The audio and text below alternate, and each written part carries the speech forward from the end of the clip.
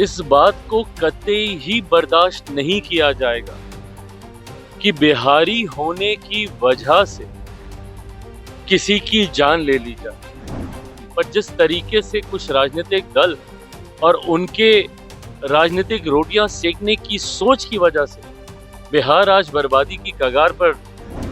मैंने तो Bihar first Bihari first में ये प्रावधान भी दिया है कि जितने प्रवासी बिहारी हैं उनके लिए भी एक अलग से मंत्रालय का गठन बिहार में होना चाहिए।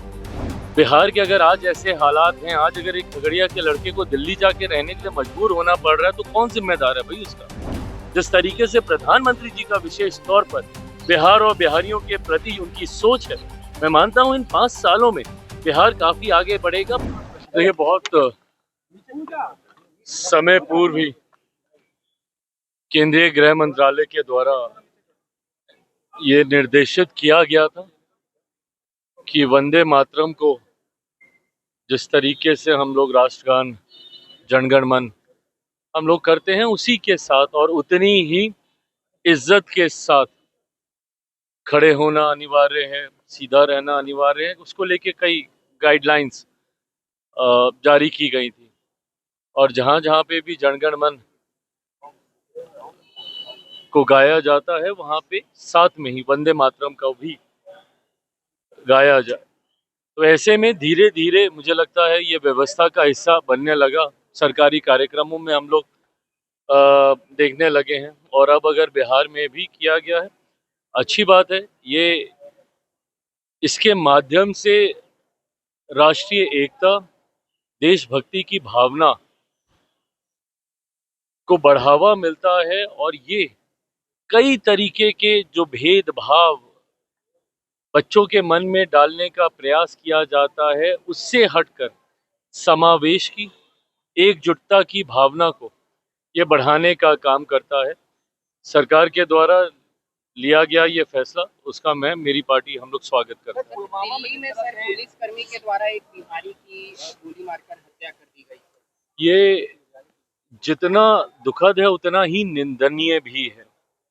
ऐसे में कमिश्नर साहब से भी बात हुई है और आज क्योंकि मैं पिछले 2 दिन से बिहार में ही हूँ और हमारे पार्टी के सांसद कमिटी टूर पे थे, पर वो टूर को आधा छोड़कर आज शाम तक वो पीड़ित परिवार से मिलेंगे।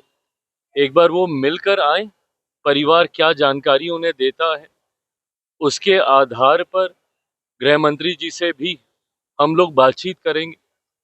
इस बात को कतई ही बर्दाश्त नहीं किया जाएगा कि बिहारी होने की वजह से किसी की जान ले ली जाए।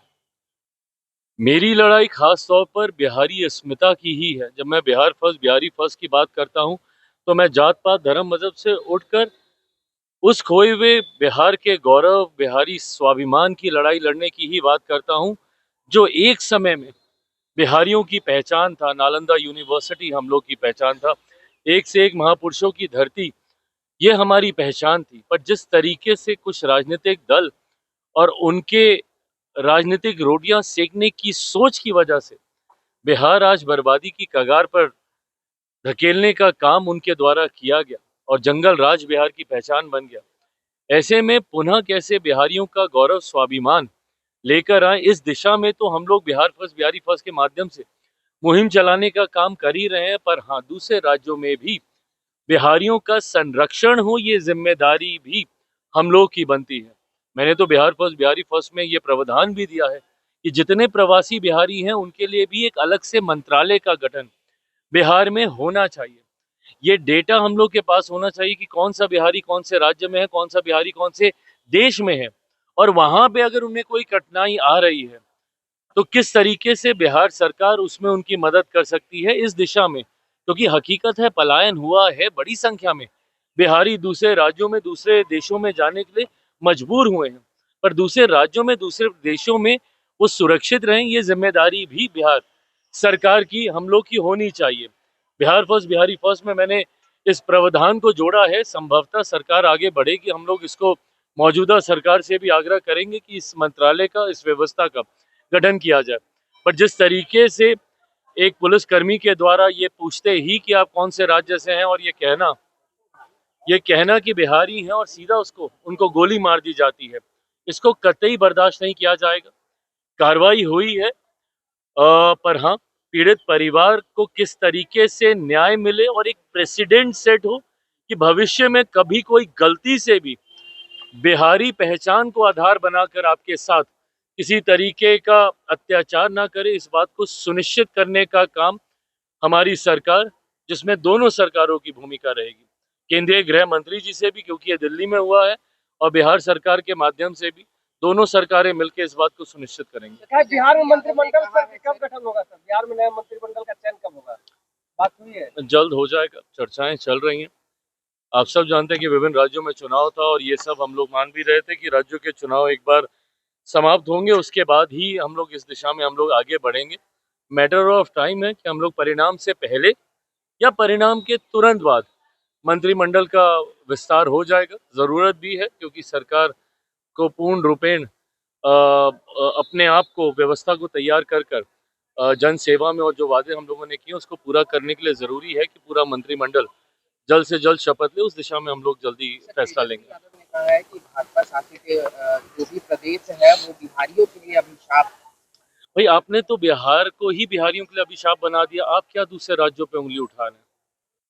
बिहार के अगर आज ऐसे हालात हैं, आज अगर एक खगड़िया के लड़के को दिल्ली जाके रहने के लिए मजबूर होना पड़ रहा है, तो कौन जिम्मेदार है भाई उसका? आपका दल जिम्मेदार नहीं है, आपके परिवार के लोग जिम्मेदार नहीं है। 90 का दशक कितनी आसानी से ये लोग भूल जाते हैं, जब इन्होंने बिहार को बर्बादी की कगार पे लाके खड़ा कर दिया। अगर बिहार जिस ग्रोथ के साथ आगे बढ़ रहा था, अगर वो 15 सालों का डेंट नहीं लगता है, जहाँ पे आपने अर्थव्यवस्था को पूरी तरीके से चरमरा दिया, जहाँ पे इंफ्रास्ट्रक्चर को आपने पूरी तरीके से ध्वस्त कर दिया, सवाल तो तुरंत आप पूछ लेते हैं कि 2 दशक से मुख्यमंत्री नीतीश कुमार जी रहे, उन्होंने क्या किया?